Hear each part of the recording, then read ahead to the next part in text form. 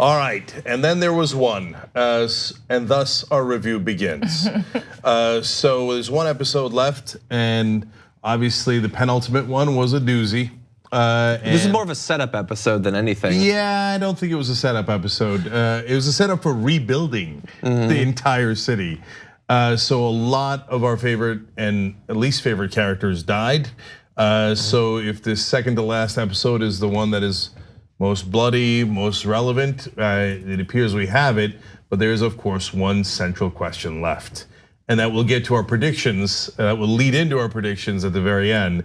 So we do a full review for you guys here, and then for the members, we do predictions for the next week, and obviously we'll be doing our last one here. So tyt.com/join to become a member and get those predictions as well. I've got a doozy for you guys, but probably a lot of you might agree. We'll see how that goes. But Ben, start us off. I don't know where to start. First of all, I was wrong. But I was wrong. Who was right? Just so we can. John nailed it. No question. No, I was wrong. I was right. I was wrong. I don't remember. You all we disagreed about the scene between Jamie and Brienne, but we both. I'm kidding. Brooke was right. It was about me. But how I you was thought just she was going to I kill did her? not think Jamie was going to kill her. No. I just thought I was okay. Well, you were the practicing only person some in the country. old-fashioned Game of Thrones misogyny, right? Or early couple of seasons, just dismiss. No, so but I'm going to stand by that me and the people like me, and which would include John, should have been in the writers' room. I get that you don't want it to be overly dramatic, overly forced. There were a couple. As I said, you can make a case for Arya delivering the death blow to Cersei. It is very hard to finish a great show and finish any kind of storytelling effectively. Yeah. But they are finishing it ineffectively, and I feel that. Yeah. So hold on. That's fair though. So we're gonna get into the heart of that conversation, whether it's effective or ineffective. But first, I wanted to say that between last episode and this episode, I was thinking, please stick the landing. After all these years, you've got to stick the landing. And Ben and I still disagree to this day on this, and I don't want to get back into it. But I thought Lost ruined the whole series that I watched entirely on the landing. Ben disagrees and thought it was a good ending, etc. I'm sure the series Lost. Yes. I'm still angry about it. Yeah. Well, just don't. I might watch it someday. Okay, that's okay. You should. But here we are. We're almost done. And so this will be the great topic of debate as to whether they stuck the landing, they didn't stick the landing. And who killed who and who should have. So what Ben was referring to is he thought Jamie was going to kill. Yeah, I think most people needed to die in some more meaningful way. But whatever, how Cersei dies, I don't care really how she dies. I thought Jamie would be involved in it. I suppose he was.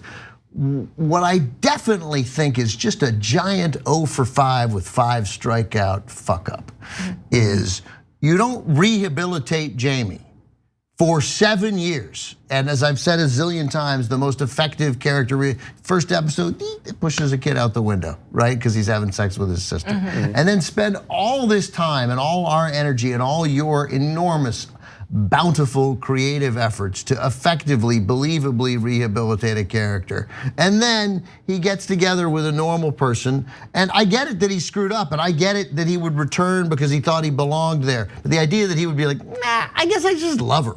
After all this.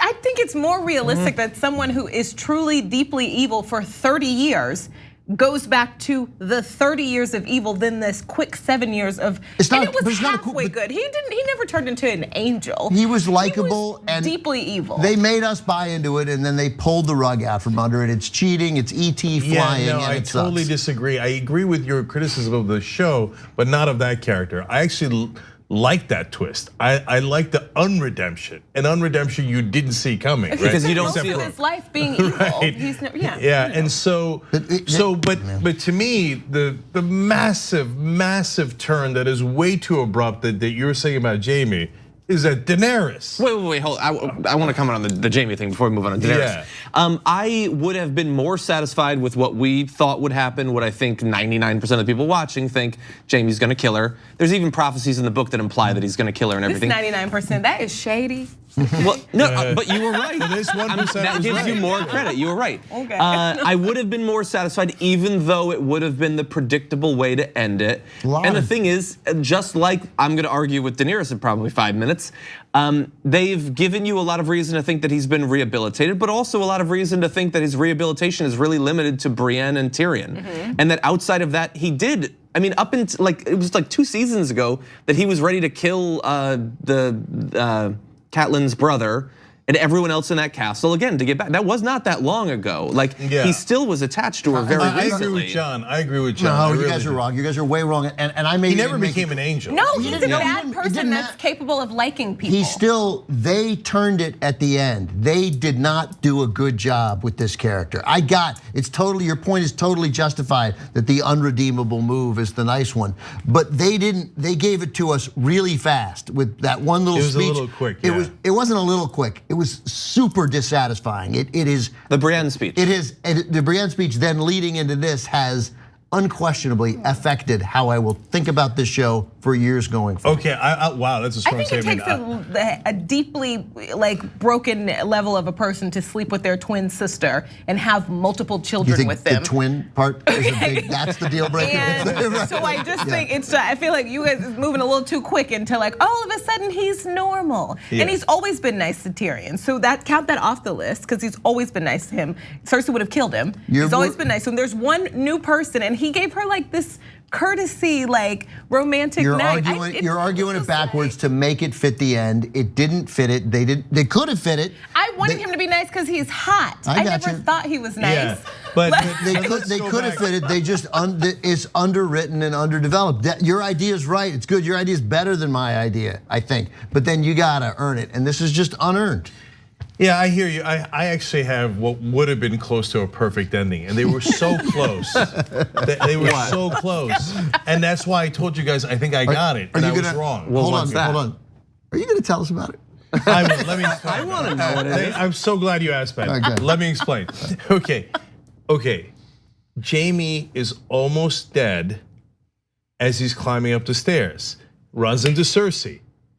Jaime should have been Arya.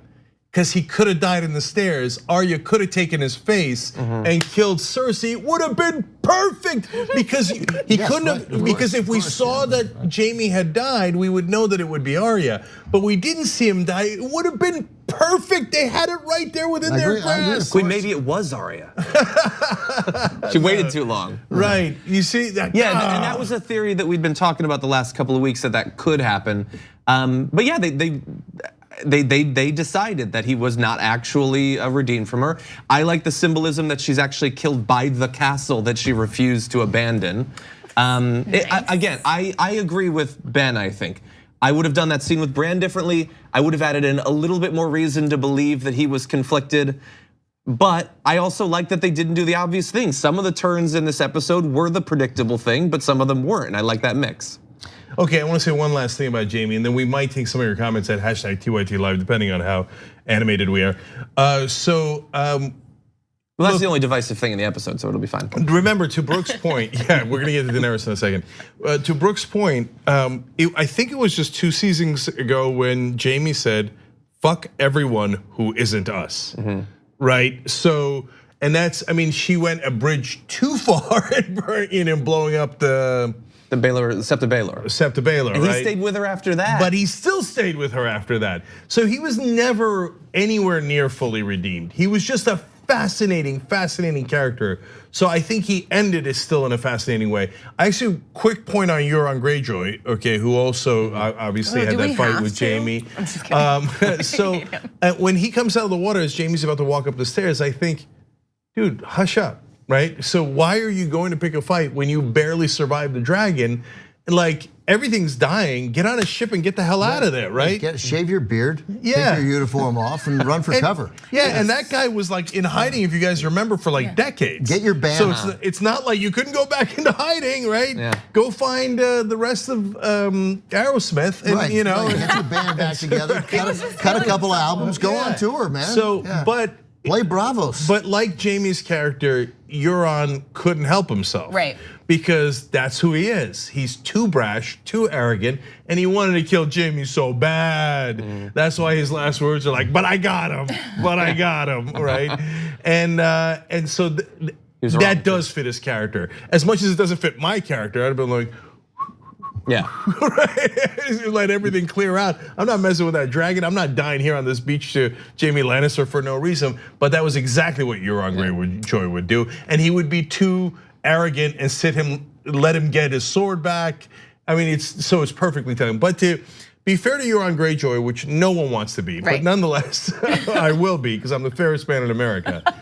He did kind of kill Jamie Lannister, but not really, but kind of. Probably would have died. Probably would have died. Yeah. And he did kill a dragon, and he did F a queen. So at the end of the day, he came back and had a nice run at the end. Yeah, the speech was so saucy. He said, "I'm gonna kill you and take your head back to your sister so you can kiss her one last time." That was saucy. Yeah, I thought that was a sweet. good amount of It was sauce. romantic. You thought it was romantic? Yeah, I don't think she would have liked that though. Yeah. He also kept Should we calling go- himself a king. He's so full of himself. I know. It was like, yeah, dude, you were like, Relax. yeah. I mean, at best, you're king adjacent.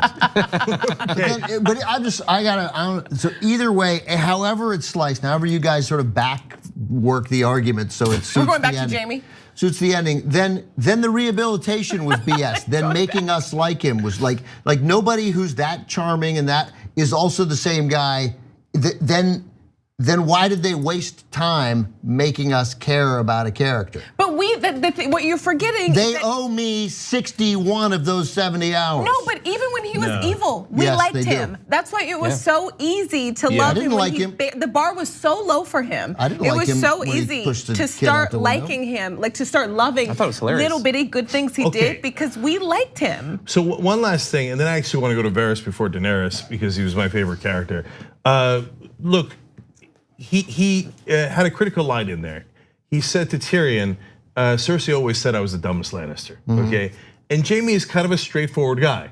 I'm with Tyrion, I like Tyrion, I'm gonna save Tyrion. I'm not thinking of the consequences and how mad my dad's gonna be and the consequences that might come from that. Cersei's about to get killed, I'm a straightforward guy, I'm gonna go help Cersei.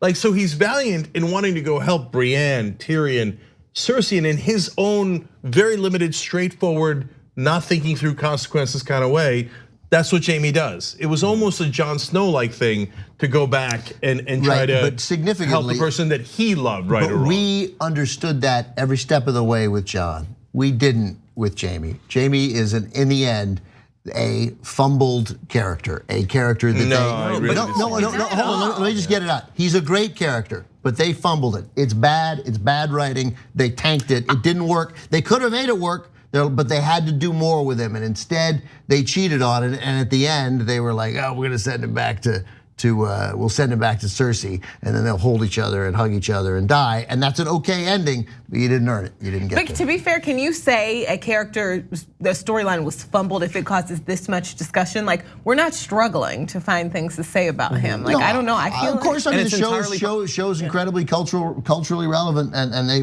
did create these conversations. They obviously know what they're doing, and I just think it got super big, and I think Ernest Binder did. Right. Well, I think that we can agree that they could have perhaps hypothetically in a way that we can't necessarily define handled it better with some scene that would have been good, but it's also possible that one of the first things George R. R. Martin imagined for these characters was them dying as the Red Keep, crumbled all around them. Yeah. And his whole thing as a fantasy author, the reason that we're talking about him and not one of the dozens of others I could name that you guys would never want me to talk about is because he does not go with the tropes. Yeah, the whole thing. And we had a conversation a couple of weeks ago about after all of how non-traditional this was supposed to be, it's supposed to be a different sort of fantasy series. Really, it's gonna be about this blue horned guy and he's coming and he's ultimate evil and all that.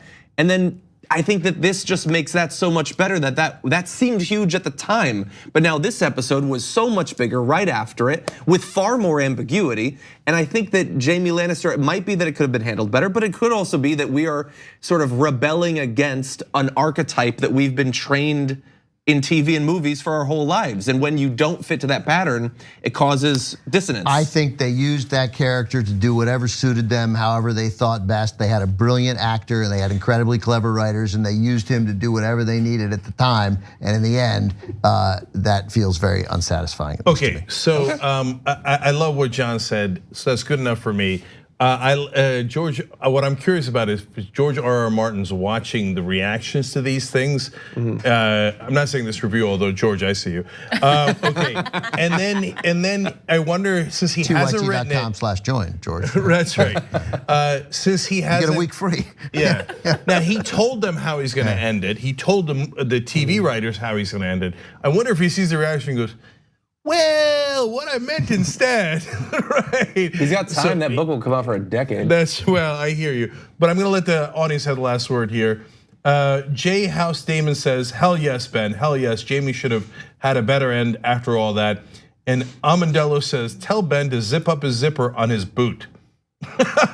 So that's a fun thing. It is unzipped. It's a style thing. Yes. Okay. Oh, see, he's a rebel like he's that. He's gonna take the boot off soon. The unredemption, the unbooting. Okay, Varys. So, look, I never wanted him to die. Right. And so, and the only redemption I have, and that'll lead to the Hound as well, is him being right. Like, I knew Varys was the smartest, best character, and he was right. He was the most right. He's always been the most right. That doesn't mean you get to save your life, right? And it doesn't mean you win, but I feel a tiny bit of redemption that Varys turned out to be the most correct character. When Tyrion rebuilds that city, if he is able to, there ought to be like, it really has to be like all the kids have to go to Varys University. You know? Yeah. You called it. It was you and Brett last week. Like, oh, Varys is gonna die and it's gonna be Tyrion. And I thought, I still don't even. It's not working out to me why Tyrion wanted to kind of go against him, turn his back on him like that. That still doesn't work out for me. I actually, now the funny thing is, before we get to Daenerys and how I'm pretty angry about the turn, but I will defend her on this. Like, the guy was doing treason, no question. And she had to, if she has to kill him. No, she almost doesn't have his choice. For sure. And Tyrion almost has to turn him in. I don't know if he knew that he had already talked to Jon Snow, because once, and the only thing I'm disappointed in is that Tyrion watched Varys and Jon Snow speak from a distance, and then saw the reaction of Jon. Oh, okay, yeah, because I was listening at that moment. I missed. And it seems like Daenerys might have as well from the conversation they had. Yeah, so since he saw that, he didn't have a choice. Otherwise, they were both goners, because he knows Jon Snow. Jon's gonna go and tell the queen, right? So Tyrion has to do it. So I don't blame Tyrion, and I don't even blame Daenerys for it. I do have a little bit of like, Varys at the end, you could have been more subtle. You're like, better than that. What? Like that he could have done the treason in a more clever way and not get caught.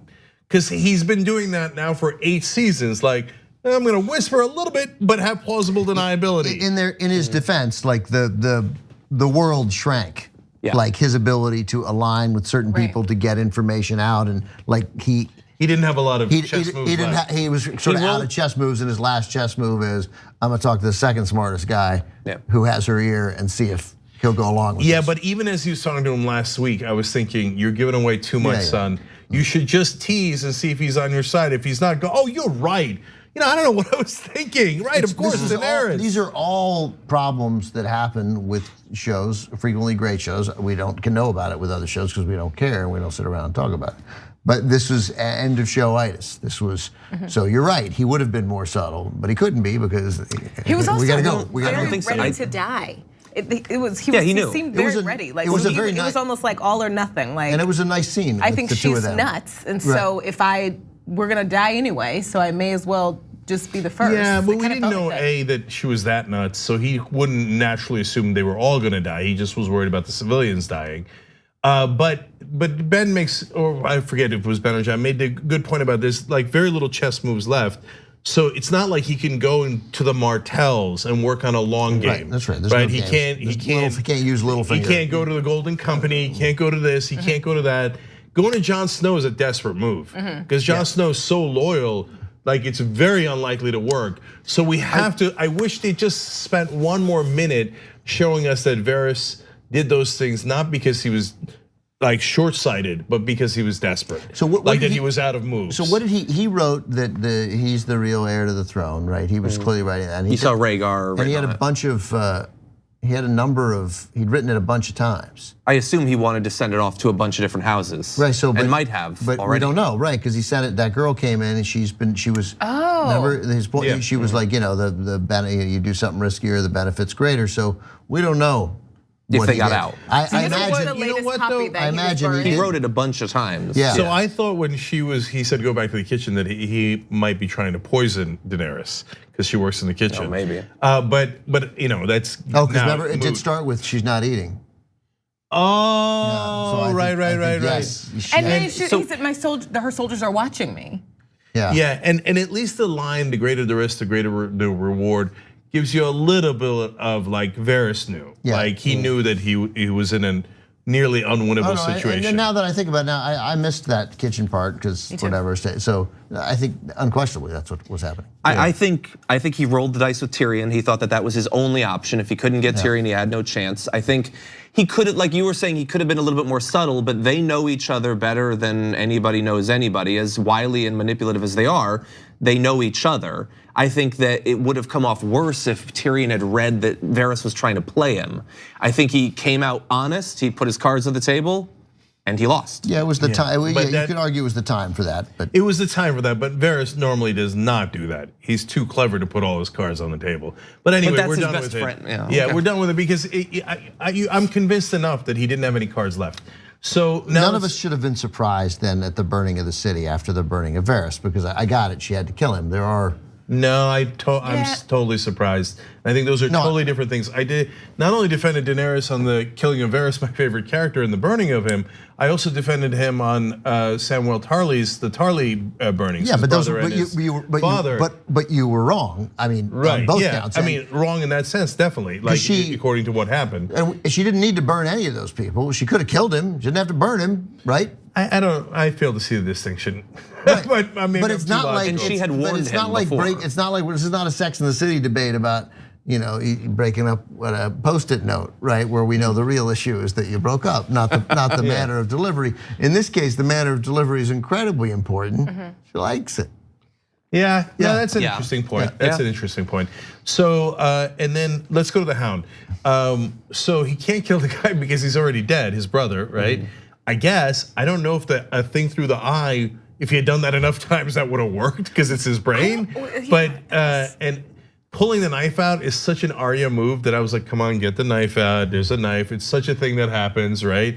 So there's a little like, okay, but still fine. But when the mountain started opening him, I was like, no, it's happening again, right?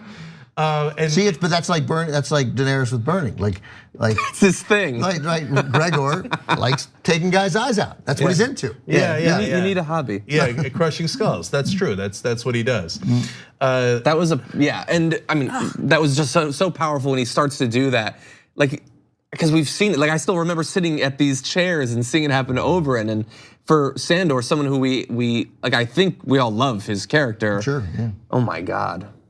So when I've talked about this in the post games, which you can also get if you remember, tyt.com/join.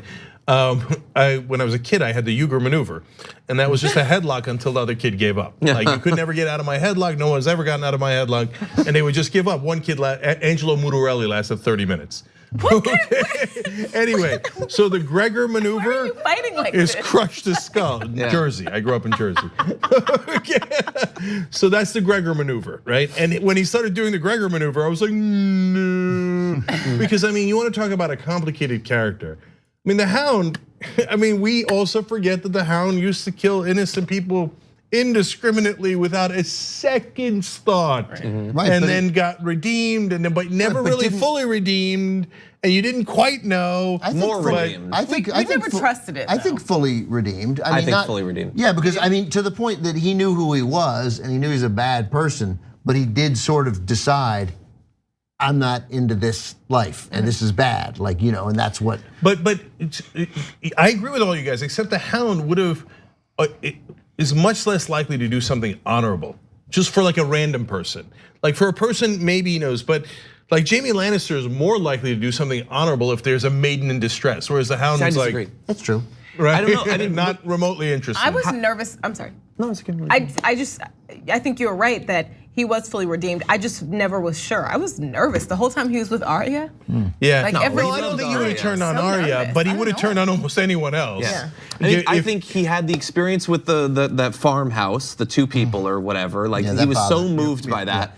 The fact that he tried to work with those religious people, that independent sept or whatever, that was pretty honorable. Without swearing. Yeah, then he goes north of the wall for no personal gain, just because he feels called to do it, and he hasn't killed an innocent as far back as like the first season. I think he's pretty effectively redeemed. No, I hear you, and so we're all rooting for him. Don't get me wrong. Of course, we're all rooting for him, and especially against the Mountain. But so that's why we're all like, no, as the Gregor maneuver is happening. But people thought there was going to be the Clegane Bowl. The Clegane Bowl happened. We feel kind of good about that. There was a very significant theory that he was going to throw the mountain into a fire. That's what I've been saying. And in a sense, that's exactly what happened. The biggest fire the world has ever seen. They gave us the same thing twice in a sense for both of those endings, for Jaime and Cersei and for the Clegane brothers. Like just choosing to die together. You know, different in each other's arms in completely different ways. So that is an interesting. Does fire kill that thing though? I mean, I think I'd say so. nothing else does. And the fall does. Yeah, At some you cut point, them you're. apart, I bet. we don't Yeah, really they know. come I mean, apart, that guy, right. as you saw, like the what's the doctor's name? Doc Martin. Qyburn. Qyburn.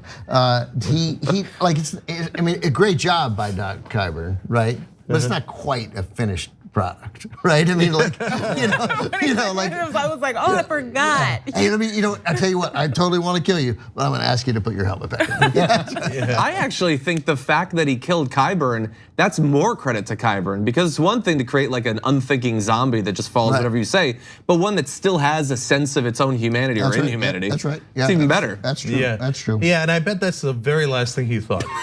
Actually, more credit to me. But more credit to me.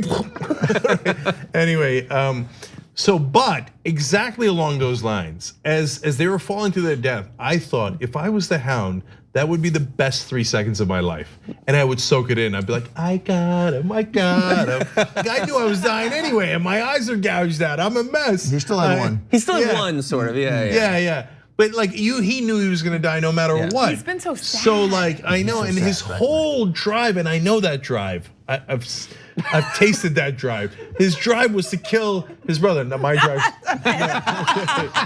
Okay, my drive is not the same. And taste was a curious choice of words.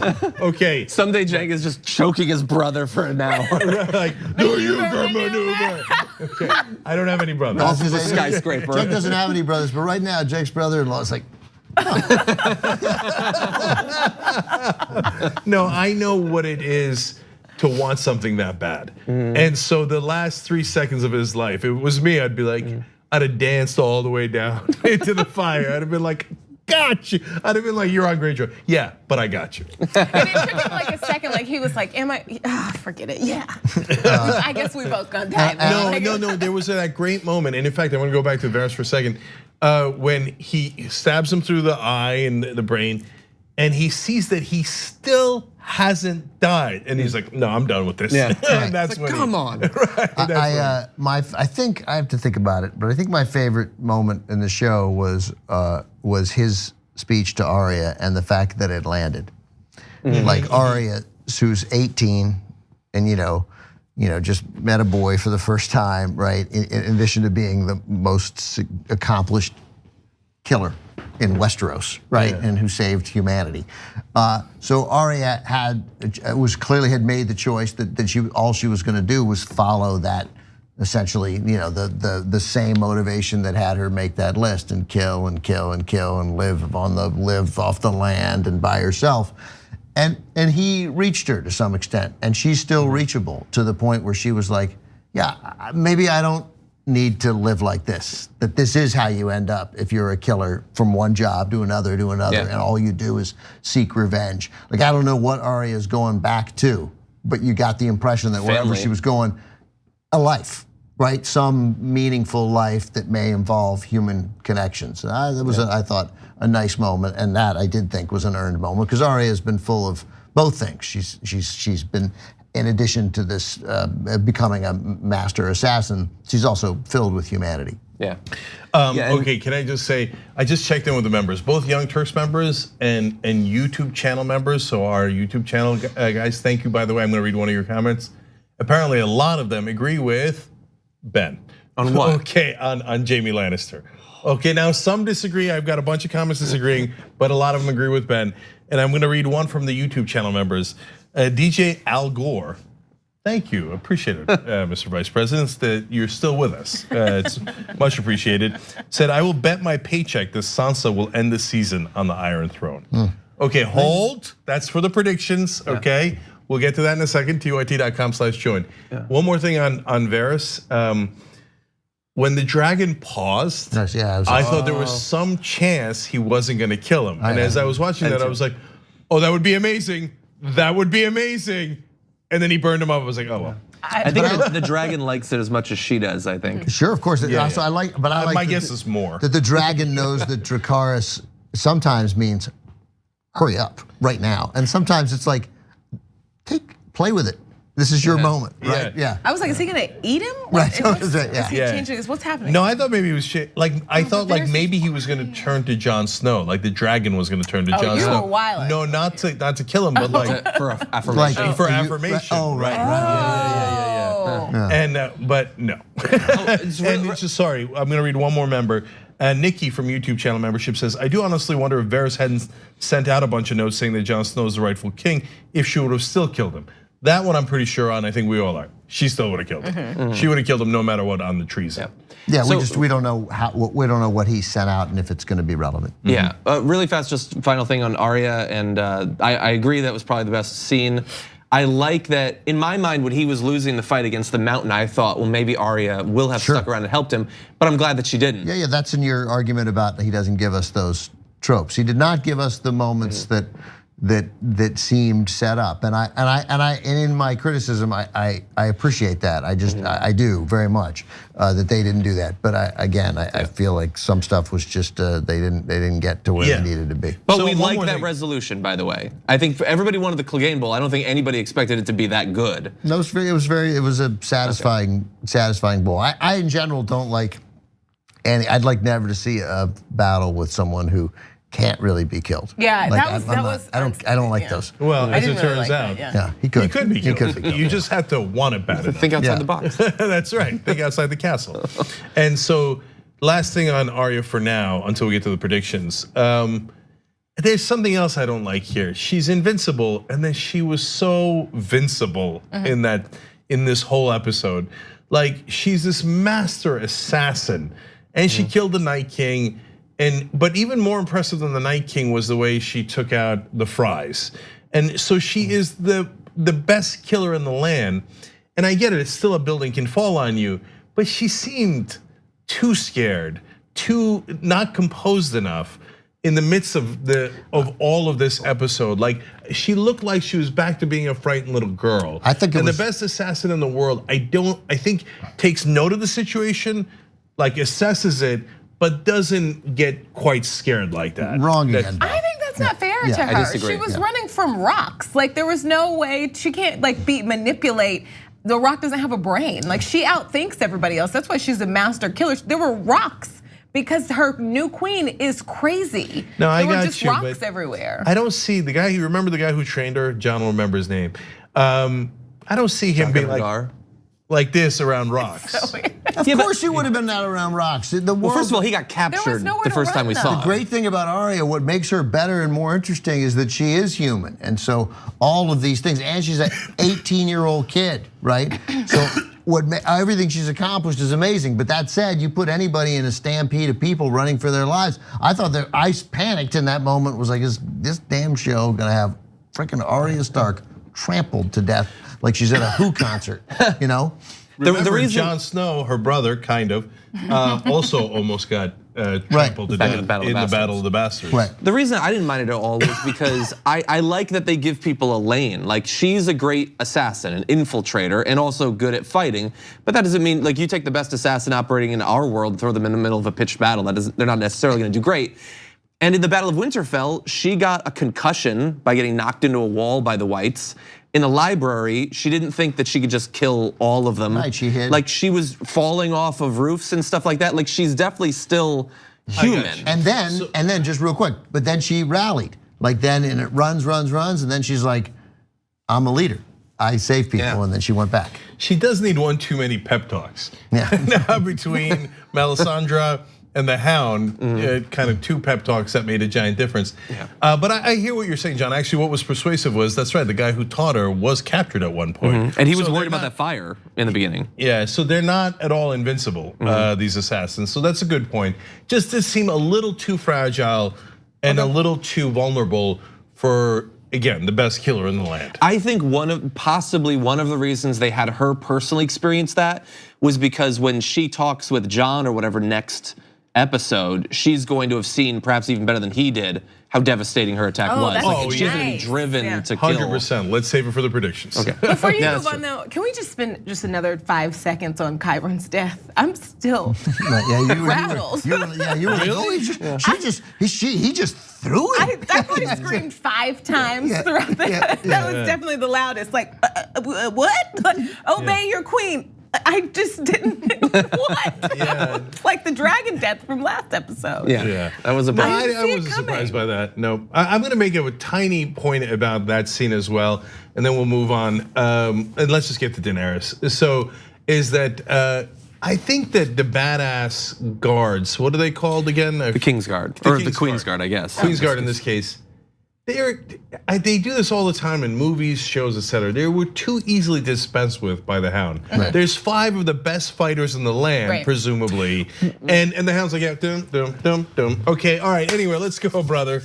Well, in this case, I think that they have set up for the idea that these are not the best warriors. I mean, even earlier in the show's run, they talked about how they were basically, she was putting people in there that were controllable and that would be brutal if she wanted, not necessarily who were like Barristan Selmy. Like Barristan Selmy, when he left, said, like, even now I could cut through all of you. Like that they couldn't stand up. He did say that. John is good at this. Well, the showrunner and the writers, I guess. But way to remind us of that.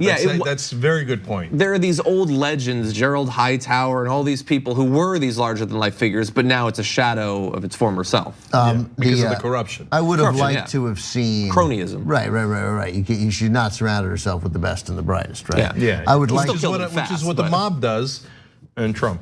I would like to have seen, it would have been fun to see some of those guys be like, instead of running down to take on the Hound, just like jump the staircase. And, that would have been good. And leave. Like, no thanks. Like I know how this works. I get dispensed with in a second and a half. But I don't, just to Brooke's point, like for fun, shocking things, that was a wonderful, fun, shocking thing of the Mountain reaching back and just chucking him into a wall, and he's done like that. And then Cersei was like, okay. And that was also, and Cersei's like, excuse me. Yeah. No, I know that was almost too comical for that scene.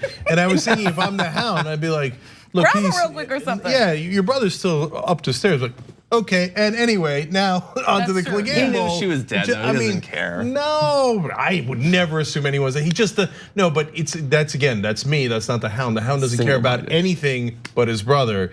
If it was me, I'd have been like, oh, by the way, just for the record, I killed Cersei. All right, let's move on. Wait, you just talked your like pseudo daughter out of like harming herself to kill this woman, and you let her walk past you? Yeah, I know, right? Although I now just pictured it as the FBI is surrounding the White House, Donald Trump and Ivanka holding each other. Okay, it's wrong. It's wrong. And somebody picks up Stephen Miller, just throws him against a wall. What's no, go out wrong. the window together? No, it's fake. It's all made up. Denounce and reject. Okay. All made up. Oh, super duper last thing, and I swear to God, Daenerys. when he finally got his helmet knocked off, the Mount looked like an evil giant version of Varys. He did. I thought that too. I couldn't stop thinking Looked about like that. Varys' dad. Yeah, Varys is a really evil dad. Yeah. Okay, Daenerys. Guys, it's too quick a turn. It's not. Too quick Jesus a Not turn. at all. She has been losing it since she started. I don't believe it. I don't Nope. believe it. I didn't want this end. I didn't want her to turn. I've been resisting it the whole season. When people were saying it was gonna happen, I was saying they're wrong. But I've read think pieces about how it's a quick turn, it's too convenient. They have been setting this up since the first season. She has been brutal, specifically with her dragons at every turn. When she first got the Unsullied, she wiped out everyone. Even though they had fulfilled the terms of the agreement, she killed all the Dothraki leaders, burning them down. She had the leaders of the people who were besieging Marine come for peace talks, and while they were in the peace talks, she rode off and burned down their whole fleet. And when she first took Marine, she crucified 163 of the great masters, brutally killing so many of them. At every turn, she has been brutal. Yeah, but I thought that brutality had a point, and so you know, it did. But it has a point in this case. They foreshadowed it when she said, "Then let it be fear." She can't just take the city. I got it. She has to destroy it. That's not foreshadowing. That doesn't make any sense. It does at make all. sense. No. She doesn't At want all. challengers, At so she all. wipes it out. Do you think the Martells are going to go to war with her after this? No, but they weren't going to go to war with her anyway.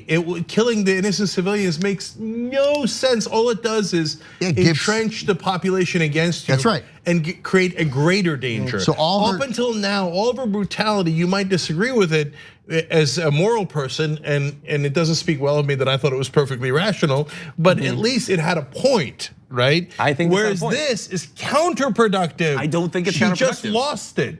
She lost it. Yes, I think she also lost it. Right? No. They clearly, I mean, they beat us over the head with the coin that lands on the wrong side, and there was the great. And if you missed this is really important and cool, is that her fire was meeting her dad's fire. Remember, her dad had planted, the Mad King had planted wildfire. Is it wildfire? Wildfire, yeah. Yeah, wildfire all across the city. And the only reason it didn't explode was because Jaime Lannister, the Kingslayer, killed him before he was gonna set it off and burn the whole city. As it turns out, his daughter burns the whole city and sets off the wildfire. Those were the green explosions that you saw. Yeah. So it was her yellow and red fire and his green fire blowing up the entire city. She went mad. She went mad. She did go mad. Yeah, it was not a logical. But I think she went mad because she felt like this is the only way I'm going to take the throne is being evil, effectively. You don't go mad because of that. She went mad because she's mad. Well, and she lost a lot of things, but I mean, she had that scene with Jon. Like, she knows that he could win one way, she can't win that way. It's been denied to her. She has to win by fear. But also, when you guys like, don't have to win. He listed out all That's of been the her whole things life. that she's done, and you say, yeah, but those things have reasons. A lot of that reason trickles down a lot of times to because I said so, and because I'm the queen. Not really like it didn't have to be that. Remember when she killed the slave because he didn't listen to her and he killed the slave master, like against her wishes. Remember we were talking about this before. Like she didn't have to kill that guy. She just did because she told him not to do it, and he did it. But the reason why I accepted all that, and I hear what you guys are saying, it's a fair point back and forth. And don't get me wrong, the progression was there. Everything Jon listed is true, and they were setting it up in that sense. I'm just not convinced that that's the same person that we started with. And so, look, in the beginning, and not just in the beginning, for 85, 89% of the Game of Thrones, she has been the breaker of chains. She has been for the little guy. And she's done it. It wasn't just to become queen. It wasn't just to get power, unlike Cersei. It was to free people. So making that turn, next episode, in order to save it, they have to say, in some way, they have to communicate to us that she lost her mind. Okay. I mean, I think we saw her lose her mind. I know, I get it. Burning everybody alive is pretty good evidence. You think that's okay? But my point is, I don't want it to be like, oh no, she was always this way, and she was always like cared about herself and didn't really care about the little people. They'll do that because obviously, because she fooled all these smart people, Tyrion mostly, right? Who obviously is now going to get it. You said we saw her kill these people. It's interesting. We didn't actually see her kill him. I'm not suggesting that she didn't. All these people. We saw the fire come out of the dragon. I think it is interesting that there were almost no shots of Dany at that moment. Like I don't know whether they didn't work. didn't have him, didn't like her. They didn't show her for a big portion of the whole episode. She was really, she kind of, once she went up there the first time and we saw that she took out the ships, I'm not sure we saw her face again. Well, when the bell was ringing, you see a couple shots of her like thinking about it. Right, and then she loses it, and then that's it. Yeah, we see her take off, and then we don't see her. We never see her like. That's interesting. It's as if she is group just running a dragon. there. Let's take them out. Her reaction to John actually being the real king, I think, is was a huge sign. What is that? 2 episodes ago? Like, because this isn't equally like if she's a good person. This is a good person. You can kind of rule together. It doesn't matter. Under him or under me, it doesn't matter. Everyone will still be protected. And it was. No, I'm angered. I just want to be the one in power. This is what I don't want to share this. It's being with you. stolen. I've dedicated all my 24 years. Right. Yeah, I feel like that was a mad sign. Like, well, also, yeah, I got you. It was, but I just think Jenk's right. I think that with the exception of the Tarly, that we're clearly that was supposed to make an impact on us in some ways. That killing them. They were bad though. Well, no, they weren't bad. They just wouldn't kneel to her the way the rest of the army did. So she burned them alive. I'm sorry, Ben. I'm going to interrupt. Don't forget your thought. Every time she did one of those things, though, it is the queen must do that. You cannot. When she burned all the cows to death, she just locked them in that building and set the whole thing on fire. The which ones? So when she was kidnapped after she had left Marine, she's taken to Vaes Dothrak. She's in that room with all the cows. She locks the door. She has Jorah lock the door, and then she just tips over the fire and kills all the leadership of the Dothraki so that she could have the Dothraki. Yeah, no, I She didn't have to do that. No, she did have to do that. The Dothraki are not negotiators. Well, yeah, but she was. Yeah, but I'm saying that it wasn't. No, she had to kill all the other Khals to be the Khal. Well, yeah, if she wants to be the. So you're saying in the pursuit of political power, she can kill people. No, in the pursuit of freeing the people. Yeah, some people you had to do all those things, and you can't let people disobey you. The minute you let people disobey you within this movie or within this show, you're gonna have dissension everywhere. But that is a central premise of the show. The vast majority. She was killing all those people to punish Cersei. Well, I would say the vast majority of the Khals are not slaves. They're free people. There are some slaves in the Dothraki, but the vast majority are not. No, that's to lead the Khal. That's to lead the. Yeah, but some would say, who is she to say I'm going to lead all the Dothraki? No, but then you shouldn't go trying to free everybody. You interrupted me while I was essentially backing up your point, which is I just think it's an awesome move. I'm not offended. I'm okay. Every one of those decisions was a little bit of civilians killed by Ike. Like, hey man, we're going to free Europe and there's some hard decisions made here, right? Yeah. But we have an overarching goal. I think, again, that's why I brought up the Tarlys. I think that was clearly one of the 2 signs we got, and the other one was really Varys, where you're like, ooh. But that was too, like then it's right at the end. So I think everything was in the practice of liberation, of world liberation, of changing this entire world order. What I said last week of a $15 minimum wage and health and Medicare for all. And then all of a sudden she's like, no. So she turned. So they have to make it clear that no, something snapped. Yeah, she went from Bernie Sanders to Bane, right? Like, I give the Red Keep to the people, right? No, you didn't. You blew it up. You nuked it, right? Just like Bane was going to. So there's no Medicare for all once you burn the whole city. Yeah, and so it makes no sense. Yeah. So this is not my theory, but some people prior to this season have written articles about how it feels like her whole "I'm the breaker of chains" thing is sort of politically expedient. That it's a identity that she took onto herself because it was a way to get people to follow her and stuff like that, and not necessarily genuine. I don't necessarily believe that, I'm just saying it.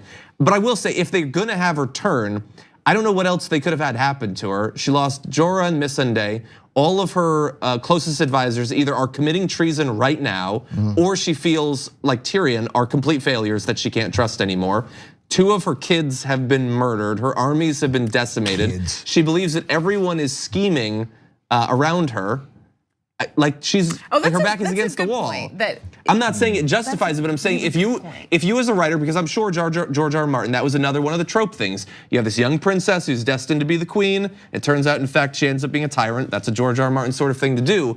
I don't know what else could have happened to her to lead to that. It was, yeah, I hear you. There's no question. One thing that we did learn is that all her points about we should let me take the dragons to King's Landing, we're correct. Like, What's that? It works. It works. Like, it really works. Yeah. No, I know. But so now I'm gonna get like the tactics annoyed me, right? So first, I know it's in service of the show and what Brett would call the Sega Genesis moment, but if I'm Daenerys or if I'm them, I bring the dragon at night and burn all the ships at night. Easy peasy. Ain't nobody gonna, harpoon you when it's in the middle of the night. What are we kidding around for? I mean, that'd be like you just have to give it 5 minutes of thought and be like, yeah, let's go at night. They did a little version of that where apparently the sun was in their eyes. They sort of showed that. No. They showed the clouds, the cloud cover. Yeah. I get it. You're right.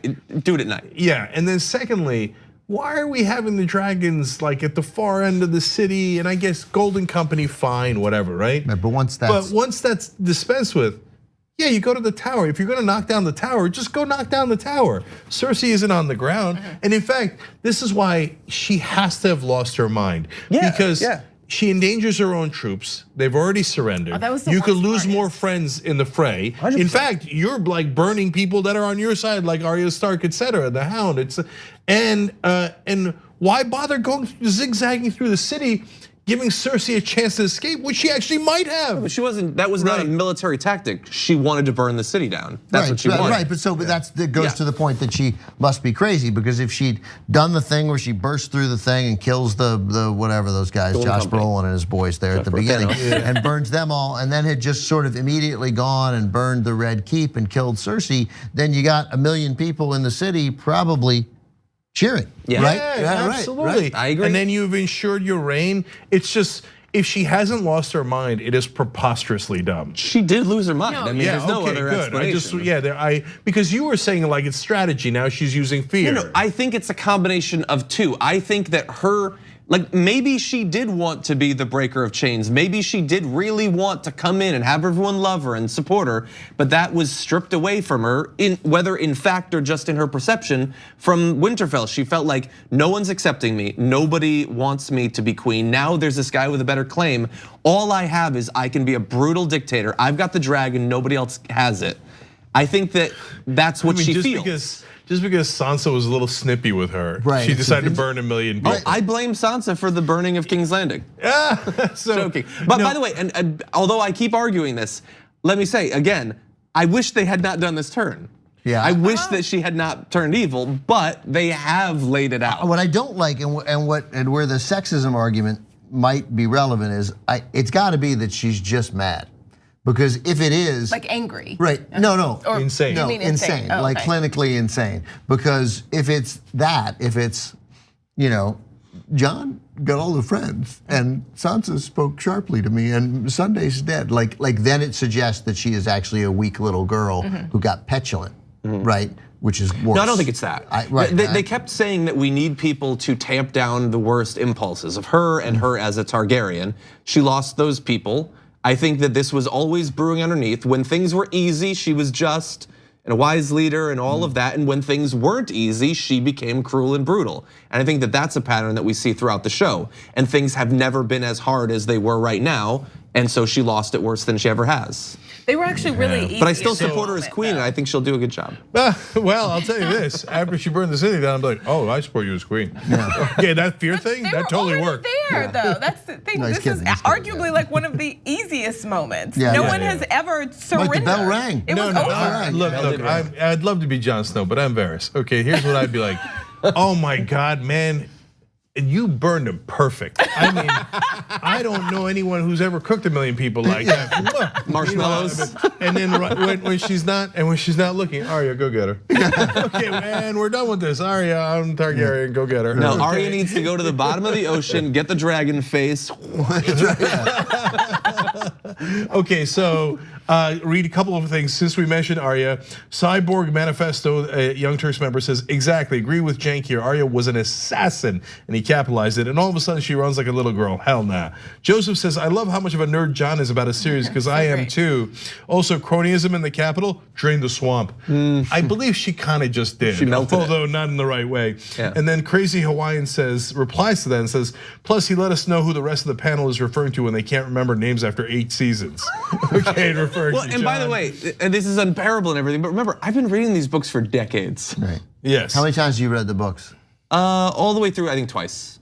They're very long. It's a lot, yeah. I'm gonna quote my dad. And I'm going to again. When my dad was the president of National Public Radio, this was from like 77 to 83, and at the end of the Carter administration, like 79 and 1980, there was a big cocaine scandal among top Carter aides doing a lot of cocaine. This was 1980 in Washington, New York. This was the cocaine era.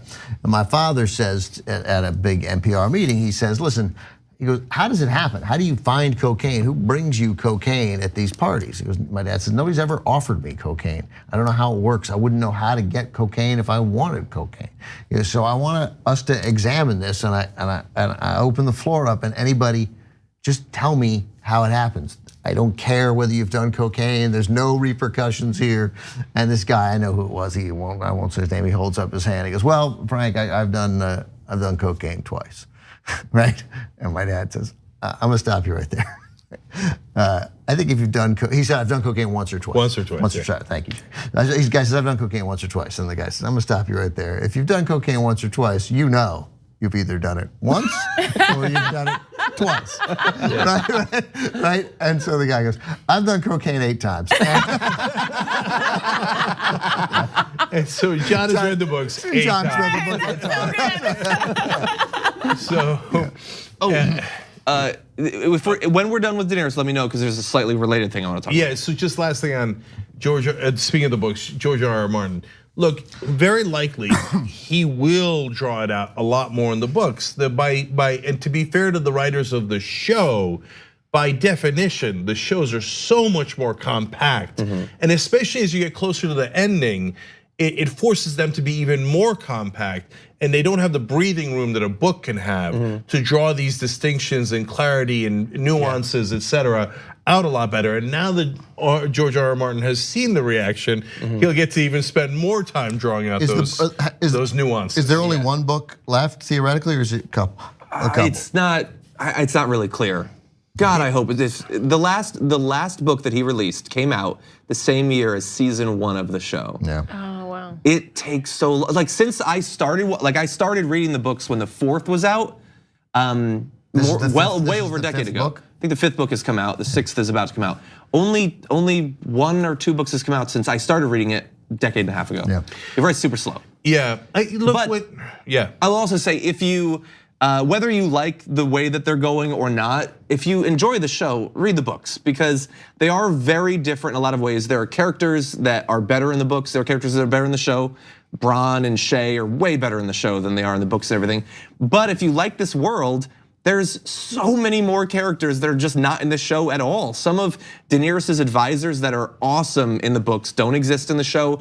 There are people who have great claims to be king that have huge plots of their own that are not in the show at all. Just huge plot points that are very enjoyable too. And once the show is done, you'll have time to read it. Have either of you read any? I read the first book, and then I was like, yeah, and then I was like, this is one of the best books I've ever read, and I'm done with it. Like, I don't have time. I barely have time for this. I know. Okay, anyway, so look, they have an opportunity. Now, it's already written, it's already shot, so it's not like they're gonna adjust in this week, right? So don't get it twisted. But they have an opportunity next week to kind of redeem this a little bit, in my mind, if they show her full insanity. Because then I could live with it. Okay, she snapped. She's a Targaryen and she snapped. Well, we had that scene of people assembled in the square. There might be more burnings. Yeah.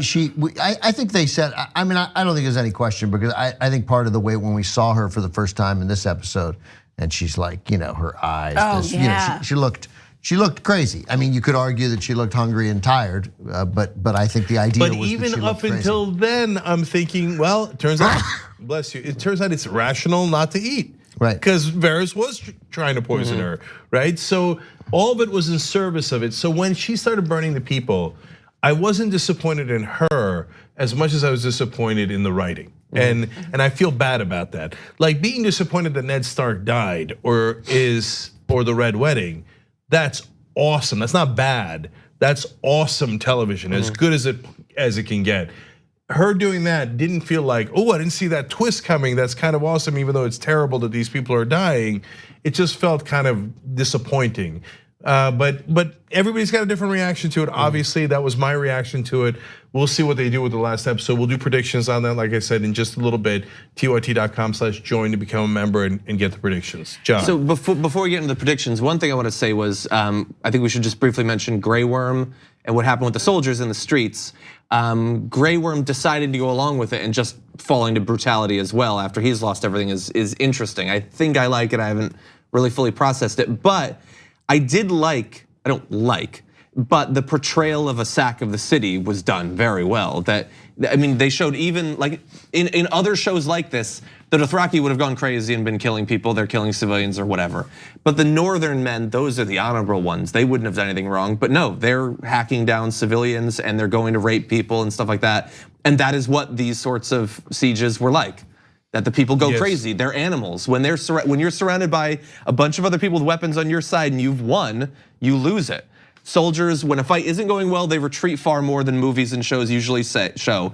Almost none of them actually fight in the way movies show. And when they're winning, they're animals. And I like that they showed that. Yeah, I mean, the way you prevent that is with discipline and training. And so actually, in a sense, I mean, that's why Grey Worm was a huge failure there, which I'm not sure I would actually, now that I think about it for the first time, buy, because he did seem insanely disciplined and principled despite his grief. I get that he's grief-stricken. I imagine Grey Worm would be hey, I mean, I guess he doesn't need to say no raping to his fellas, but to the other people who he could influence, that he would. But wasn't that discipline that she said? Like Jon was, or Tyrion was the one who was like, when the thing's ringing, stop. But she was all in on fighting, and when he saw that his queen was still fighting, he still fought. Yeah, I get that. I get what John is saying. I wasn't disappointed in Grey Worm in that sense. I kind of, because he was mad and because he got permission from the queen, not even permission, he was like, the queen's fighting, I fight. It was no big deal. Look, he was just following orders, right? That's right. I just have a question. Can I just mention really fast one interesting stat? I don't know, maybe you'll enjoy this because you've watched obviously a lot of World War II movies. I don't remember the exact number, but I have read, just to give people an idea of what combat is really like and not what it's like in the movies, is they say that like all of the discipline that we have done leading up to World War II in a lot of militaries, this is across multiple countries, everything that we do to try to get people to be brave in the face of combat and face of enemies and everything, gets it to where something like 8 to 10% of soldiers will fire their guns in combat. And like the vast majority, no matter what the training is, they're in that situation, they will not fight. And I find that to be fascinating. But then when you've won. Yeah, so I love what John is saying, and so do a lot of the folks in the audience on different grounds. But you're right to point it out, and they're right to put it in the show and why this show is so great. Those two phenomenons I've read multiple times about history. One is in World War I. I thought you told me this stat, Ben. The stat I heard was 85% of the time the guys in the trenches would fire above the heads of their opponents, even though it's a bloody, unbelievable war and people are dying on their side, left and right. They would not shoot the other people. They'd purposely shoot over their heads because they could not get themselves to kill other people. 85%, that's amazing. But once that twist, and now look, now all of a sudden I'm making a case for the show and being good writing, because once the madness begins, then it's pure madness. And so the raping and the pillaging, and so guys, in a sense, you have no idea how lucky we are. You know, we got madness in the world and the Iraq war was terrible. We got a lot of terrible things going on, etc. But you don't know the half. I mean, up until about 200 years ago, 100 years ago, 50 years ago, the world was filled with madness. Every war ended in rape and pillaging. And that was part of the point of the war was, hey, congratulations guys. That's why they would- spoils of war. The spoils of war. That's why they would turn and run. If they weren't gonna get the spoils and it looks like they're about to die, they would make a rational decision. They'd run for the hills.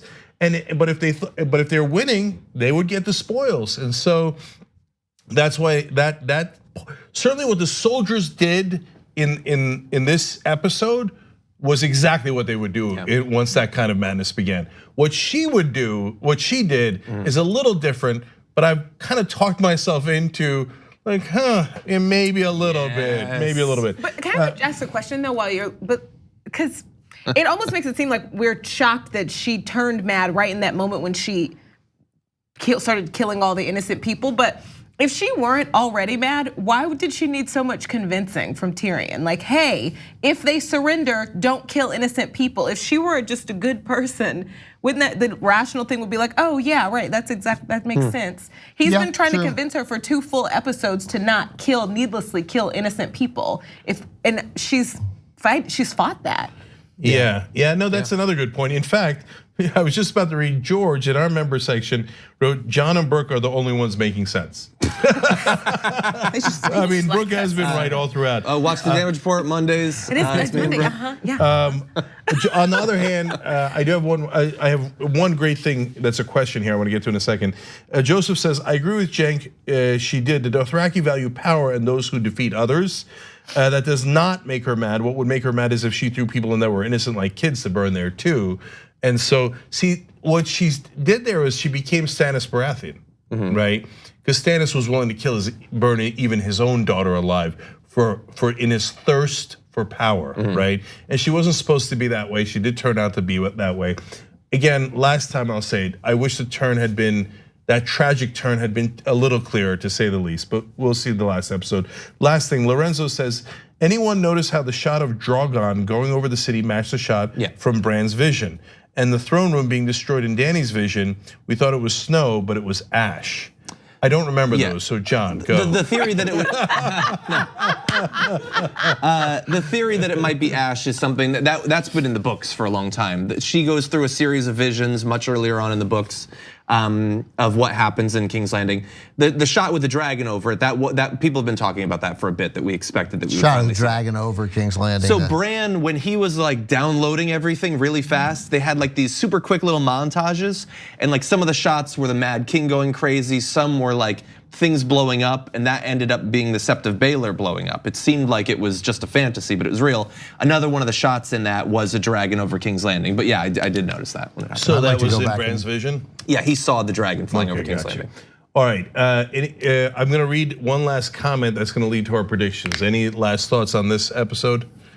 What has Bran done? Yeah, Bran. You didn't see any of this? Yeah, well, first of all, he's about to build a lot because he's Bran the Builder. That's true. Okay, so that's coming later. But I imagine in the last episode, we'll get back to that in the predictions. But no, the only excuse for that is because he has entered the big blue guy in Watchmen. Apparently, I can't remember anyone's name. Dr. Manhattan. Ever. Dr. Manhattan. I think he's Dr. Manhattan. He's entered Dr. Manhattan phase, where it's like, since I'm no longer really human, I'm just a vessel for humanity's memory. Now my fucks given are 0. Right, yeah, maybe. And so that's why he's like, you guys are gonna do whatever you're gonna do. It's not my place to stop it or to affect it. It's just my place to note it. Yeah. If he was Bran, then he might want to do something, but he's not really Bran. Boy, the people whose place it is just to note it, I mean, got no interest in them. You know, I mean, that just makes him, but it makes him an incredible. But he's not a person at that. I mean, basically, in essence here. Whatever. Yeah. And by the way, though, here's one other thing I really wanted to say, and then we'll go to the predictions. When she started burning down everybody, I thought maybe the Night King should have won. Maybe humanity is the problem. No, stop. Don't turn on us, Cenk. 2020 can still be good. But do you see what I'm saying? And by the way, look at this metaphor I stumbled onto. As we are burning down the planet, right? I mean, in essence, we are Daenerys. We're burning down the planet because of our greed, and that's exactly what we're doing. And maybe we end with the Night King, like you burn yourself to the ground, and then we're done with it. So. Man, that metaphor was good. I wish I pretended I had it all along. Yeah, you should have been like, I wanted to end with this, and I've wanted to end with this throughout. For 8 years. I will tell you that a final episode, I never thought I would say this about Game of Thrones, ever. I am looking forward to it being over. I have not enjoyed this season. I've enjoyed because I like these characters and I'm very eager to see. I watched every episode of ER, for crying out loud, right? And at the end, I was like, oh, it's Thursday again. Jesus, right? You know. And I got that way with Newsroom, and I just I couldn't make it. Right, but the third season got okay again. ER was like 16 seasons.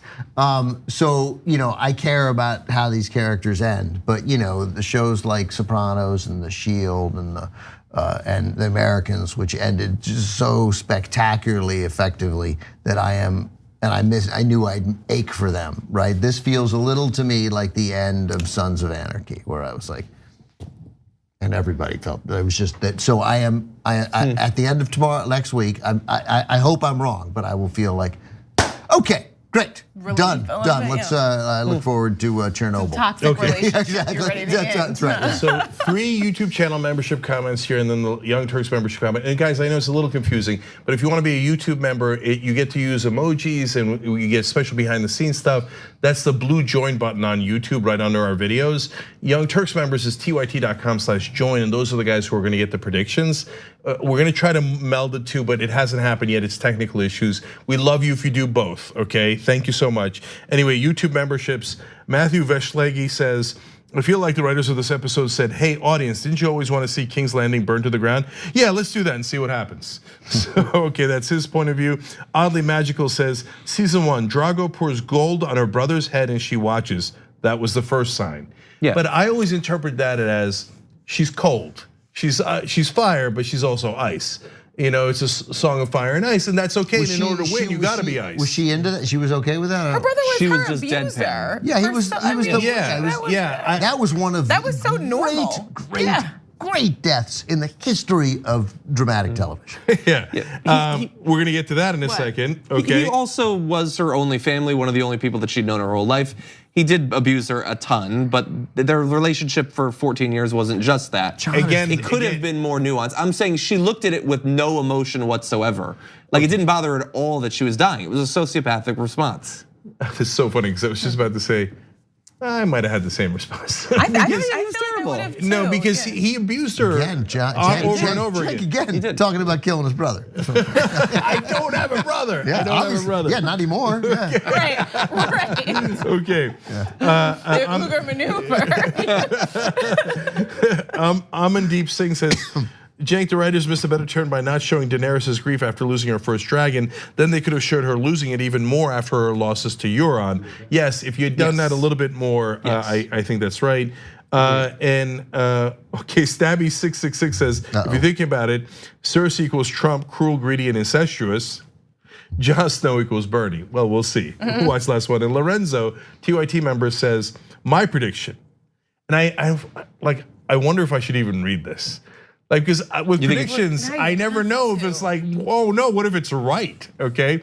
Lorenzo's prediction is, they're going to mirror Ned's execution with Daenerys as Cersei, Grey Worm as Sir Ilyn Payne, Jon as Ned, and Arya will be in the crowd.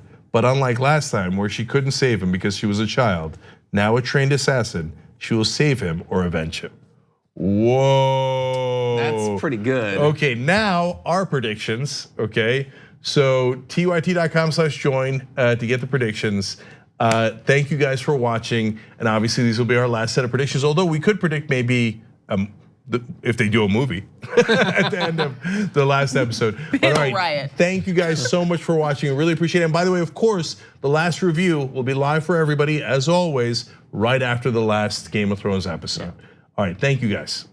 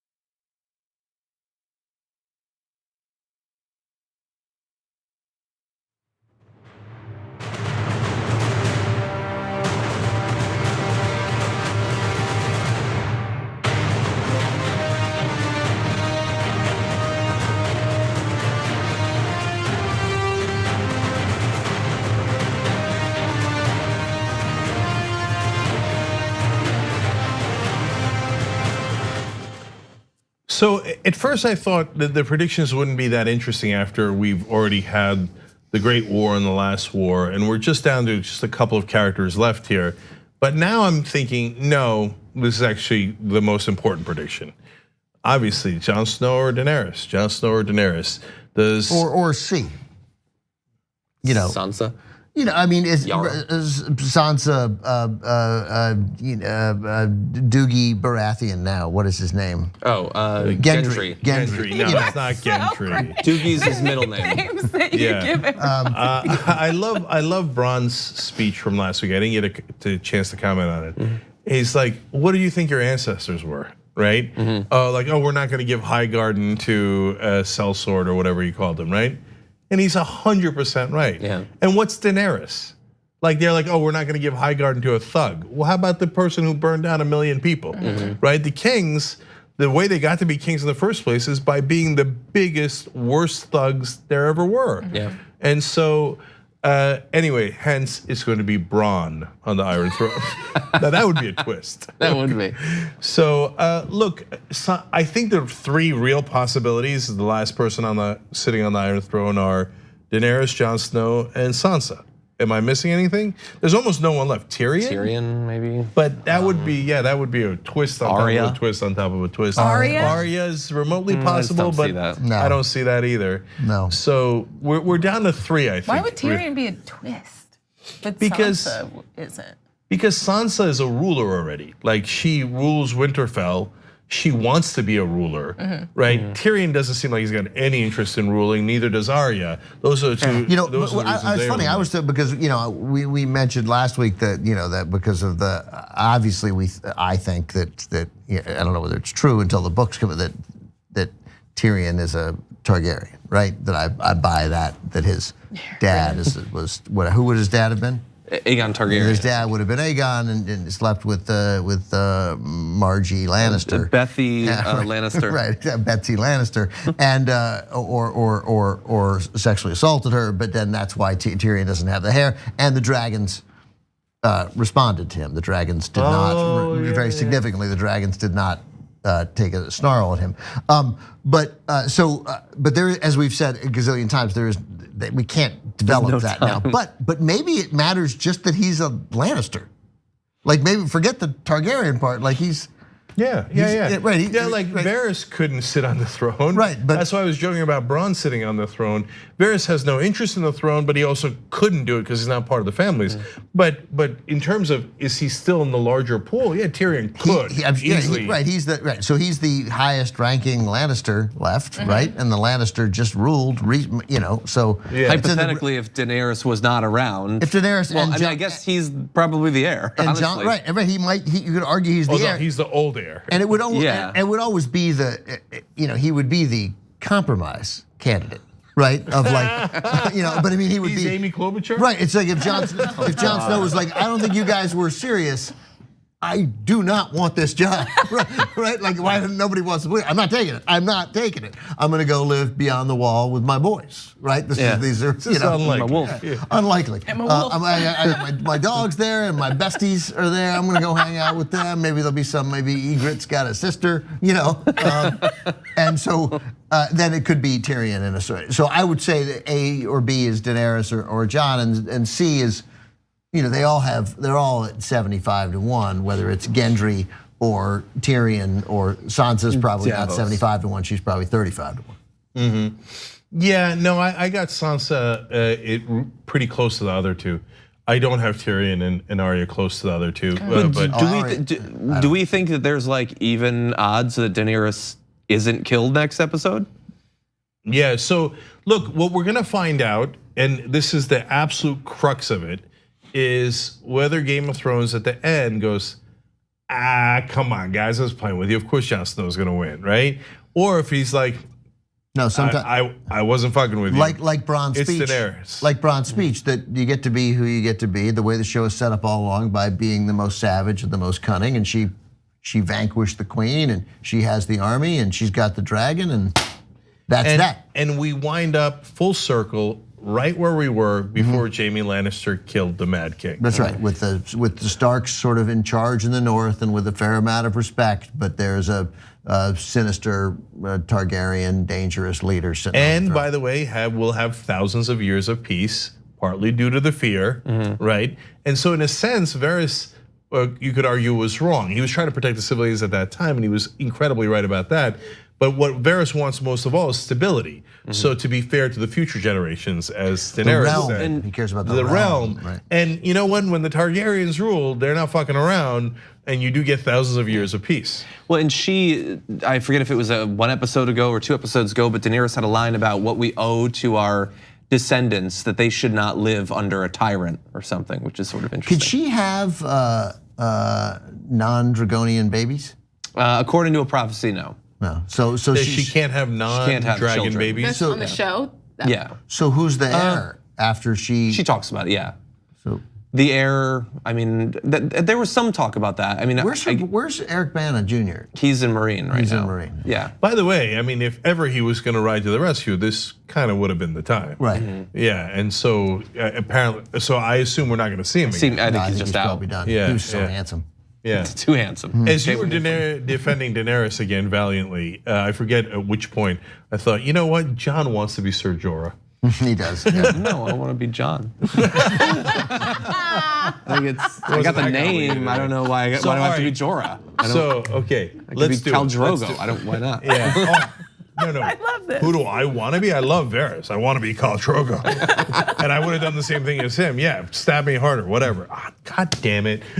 That's only how I'm going out. Yeah. Right. So, all right, let's go around the horn. Who wins, Daenerys or Jon Snow? So is Game of Thrones, do they give you a happy ending? Or do they go, I wasn't playing, good guys don't win? Okay. Oh, wow. And by the way, George R.R. Martin, incredible credit to you. Like, first of all, upgrade your membership, okay? TYT.com/upgrade. I think you've got enough money, George. Okay. I was gonna say I'm not talking to the rest of you, but I wouldn't mind. Anyway, but seriously, give him credit, because no matter what happens, here we are at the very, very end, and we don't know. And that's the whole point. Yeah. I would say there are enough pieces on the board that she could be killed. I did not want it to turn in this direction. I wanted it to be focused on Cersei and the Night King and everything. I mean, I would guess that she does not end up on the throne. I don't see Jon. He doesn't want to be king. And I don't even know, what are you king of anymore? King's Landing is a smoking ruin. Most of the people, most of the other houses are gone. I don't know. I don't know what the world is anymore. But I'll tell you. But I think that she will die. All right, that's leading me to a conclusion. But And the dragon will die. And I don't know how they kill it. Maybe Tyrion's able to get up close because they trust him. Maybe he has bronze crossbow, he shoots it in the mouth. I don't know. But they do have to kill the dragon, obviously, too. That's interesting. The James- dragon sits on the throne. Unless Jon is able to take the dragon. I don't see why it would go with him, but. The other one went with him. Yeah, but against his mother, effectively. You know, I kind of discounted the dragon. I forgot the dragon because I thought about the dragon only in the case of wars. But if they kill Daenerys, the dragon could be like, you guys, you're what's for dinner. Yeah. Right. It's not like he's got any qualms. It's not like he cares about humanity. Anyway, Brooke, go ahead. Oh, one other quick prediction though. I doubt it'll be a part of the show, but if she does somehow, she keeps the throne, she's in charge, and Sansa doesn't get involved, and Sansa's up north. Daenerys is pissed at Sansa right now. I would not want to be Sansa in that case because she considers her to be the reason for the spreading of the story. No question, no question. All right, go ahead, Brooke. I flipped like 4 or 5 times while Jon was talking. I don't know. Kind of me I was too. like, oh my God, it'll be like 6 feet under, and it'll just be like you get a clear ending, and it'll be magical, and it's gonna be Jon, and it's gonna be great. But I just don't feel like these people want to make me happy. And so I think Daenerys. It's just gonna be like everybody's sad. Yeah. By the way, let's note, I've now said this many times, but 6 feet under, best ending of a series Ever. ever. I've never watched that show. Never even, not even close. Satisfying. It is not. It's an outrageous thing to say. It was a good ending. It was not a great ending. It was too neat. It was too tidy. It was very good. It was good. It was too neat. I've heard other people list that as a very good ending. It was a very good ending, but I mean, I've already named shows that ended better. Yeah, but especially given what the point of that show was. It was good. Yeah. Given it wasn't just tidy for the sake of tidy. Given what that show was, it was a perfect ending. Anyway, so back to this. Yeah, it was kind of obvious though. Yeah. I mean, it's obvious that show had to end that way. Like it had. I don't think that was obvious at all. When I watched it, I was like, "Oh, that's really good. I hadn't thought of that. That's so good." Okay, don't spoil it. Now it sounds good. You're like a 9-year-old boy. There is 10 I know, but I do. I have different that shows we are not allowed to talk about because you won't just watch TV. I watch a lot of TV. I'm watching Killing Eve and Barry tonight. Okay, now he's gonna go back and read Game of Thrones books for the 9th time. Okay. I don't know. It might have been 2. It might have been 2. Yeah, maybe 1 or 2. He's just pissed because of how Jamie turned out. That's all this is. Look, we've given you way too much credit all throughout this whole night. So it's good that we're like Jamie, we return to our roots and make fun of you. Okay, so all right, I have a conclusion, and now my heart is pounding. Now they got me back in, waiting for next week. Daenerys. Yeah. She's in charge? Yeah, and I'll tell you why. You are so I shady. did not notice that I've been doing that for my entire life, right? What? And then when Ben said it harkened back to when I was in college, and I had this friend Tony Park, who said during one of the dinners we were having when I was doing the same thing, he's like, "Did your parents never let you talk?" Because you're always coming in with like, no, let me tell you why. Okay, no, who's stopping you? Do it. Right? It's completely silent. And you're like, but Super last point. Yeah, hold on. Let me tell you why. 2 more things. Okay, so in the middle of Arya going through the town, not even at the end, but in the middle, I thought, that's another time that I said I got it, which I've now changed my mind on. I thought, oh, Arya just flipped and her mission became killing Daenerys instead of Cersei. There was a shot in the coming next week, which sort of was Arya seemingly watching Daenerys' speech with a degree of, "I'm gonna get you, sucker." Yeah, and another good movie. Another good movie. Yeah, and That John hasn't seen. I haven't seen it. Okay. So Arya then would kill the Night King and Daenerys and et cetera, et cetera. And does that seem likely though? So hold on. So that's one obviously distinct possibility, and that's why they spent so much time showing us the little girl that talked to Varys and her mom. Yes, that's right. And so that you clearly see why Arya does what she's certainly going to set out to do. So I agree with you that Arya's, or I don't know if anybody said this, but Arya's going to try to kill Daenerys, okay? That I'm almost certain about. Not almost, as certain as I could be about a Game of Thrones, yes.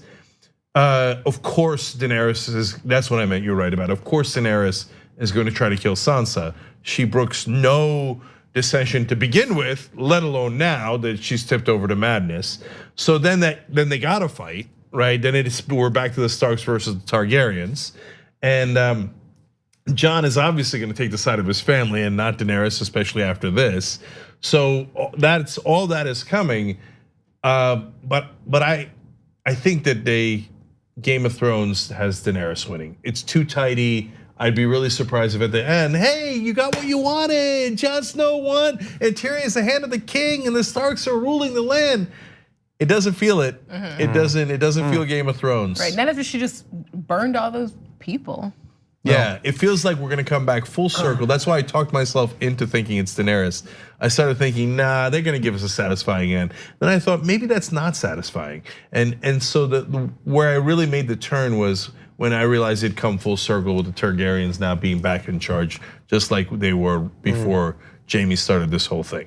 The talk about it has obviously made me more excited than I was 20 minutes ago. So, and I feel like the Benioff and Weiss, it is an impossible task. It is an impossible, and they have done an amazing thing, and that's first and foremost.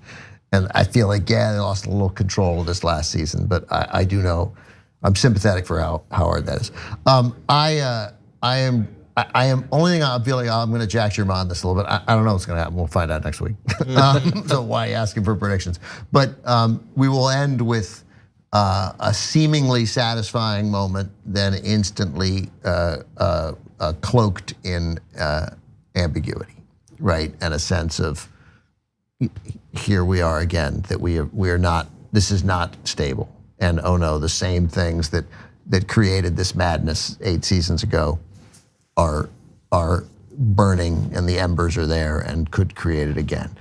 What that means, I don't know, but I will strongly put my money on C, and that maybe the moment of Jaime sacrificing his life to kill Cersei, which we didn't really get, even though they did die together, happens with Jon and Dany. He did die in the arms of the woman he loved. That was not prophecy, but that's what he wanted. The Jon sort of. They are for sure dead. The Jon and they're for sure dead. Yeah. That's TV dead. And it wouldn't be interesting if they weren't. It would be stupid and too. And so I like the notion of somehow that they're both gone. They're both out of the picture somehow. Maybe Jon fears his Targaryen blood and thinks I gotta get this out, and we gotta and something. Yeah. I'm almost swinging again. So I'm gonna go with C, that we end, whether it's Sansa or I don't think it's an accident, or we literally end up with Gendry Baratheon, like that. That would be really dissatisfying. Do we think that there's any chance that Jon does actually love her, does not turn against her, they roll together? No, he turns against her. When he thought she was still a good person, he was not down with the whole auntie thing. And now that he thinks she's evil, he's definitely not. No, that's over. Yeah. So now Ben almost got me to switch again, and one more time, great credit to George R.R. Martin and the writers of the shows for us having no freaking idea what's going to happen. Yeah. No matter what happens, we didn't know. Okay, but I'm now thinking maybe Sansa. So Jon Snow is actually a type in movies, and I've made this point once before. He's Maximus Decimus Meridius. I don't want to be the king, and then Caesar says that's why it must be you. But Maximus never becomes king, and in that role is meant to be a tragic hero that dies heroically but dies. He also has nothing. Like he has no one. He literally let his dog go. His friends moved back north. I'd be really surprised if it was Jon. I'm down to. He has no one. All his sisters. I mean, I know, but his brother, cousins. They are his cousins. And Arya might die. He loves them a lot, right? But he doesn't have any Targaryen relatives other than Daenerys. Cafeteria scene showed us he literally has everybody. That's part of the reason why she's acting like this. He has everybody. No, I know, but he is no one. But no one he. I don't think he can. He has no one he loves. I mean, he is sort of not. And now he did love her, but now that's shattered. I just mean there's a storyline where he has to go, and it's very sad. But his time is up, and however he dies, he will die unbelievably heroically. But I thought at the beginning that this story, I haven't said this in years, but this is a story about the Stark family and the Stark kids. And Jon, Arya, and Sansa. Yeah, I got it. I know what's gonna happen. We're all gonna play critical. Can you tell us though? Yeah, I finally figured it out. So my second favorite thing in these episodes is when you guys convince me of something. My favorite thing is when I convince myself of something. Okay, so where are we at now? Okay, here's what's gonna happen. Lorenzo got it almost exactly right. Okay, so Daenerys plays the role of Cersei. She kills Jon Snow like Ned Stark. We're all shattered by it, and I feel bad saying this because it's so obviously true. But I felt the same exact way and told you the same exact things before and been wrong, but only in Game of Thrones. And the election, and the election before that. No, I would disagree. Anyway, of course you disagree. You thought Rand Paul would win and claimed you were right. Yes. The election before that. What the hell are you talking about? You mean Obama? I don't know. No, I thought Obama was. It sounded better with one more. I know, right? So that was okay. So anyway, so she kills him. Arya kills Daenerys. Sansa sits on the throne. Yeah, that's right. Maybe. Yeah. She wants to be queen. I'm so convinced that Jon Snow type of character never becomes king, always has a heroic death, except you could turn it upside down because it is Game of Thrones. So it would actually be surprising in a sense if Jon Snow were to become king. But I've got Tyrion now above Jon Snow and more likely to sit on Game of Thrones. I've got it. I don't know that I could put Sansa at 1, but and so I'm gonna play both sides of this, and Ben's gonna yell at me next week about that. But Daenerys and Sansa are 1 and 2 by a long shot. Then I've got Tyrion as a distant 3rd and Jon Snow as a distant 4th. 2 little extra wrinkles, I would say. One, this is just a weird metagamey thing from Instagram, but I believe that we could have like flashbacks or visions or something like that because Emilia Clarke posted a photo where she was like, it's not a spoiler, he's just visiting set. Don't even say it, don't even say it. Okay. I don't want any spoilers of any sort, of any, no. She says it's not, and she did post it. Yeah, I don't care. Fine, that's fine. And what's the second? So then I'll say the other thing is, this is so Game of Thrones that again, the idea that anyone will be on the throne, I don't think we should take for granted. Again, I don't know what being on the throne even means anymore because everything's gone. It could just end with like a shot of King's Landing, nothing's moving. It's on fire, it's smoking. And then a big shot of a field with their armies, like the Northern Army went against the Dothraki and then sullied. There's flames everywhere, it's just corpses and crows picking at bodies. Why doesn't everybody go live There in could just be Bravos? nothing. Or that beach that Miss Sunday and Grey Worm wanted to go to. Like why don't just go there? People live there. Well, why doesn't everybody go live there? Why do people run for president of the US? Why don't they go live in Sweden? No, you're asking the same question I always ask about Cleveland. Why does anybody live in Cleveland?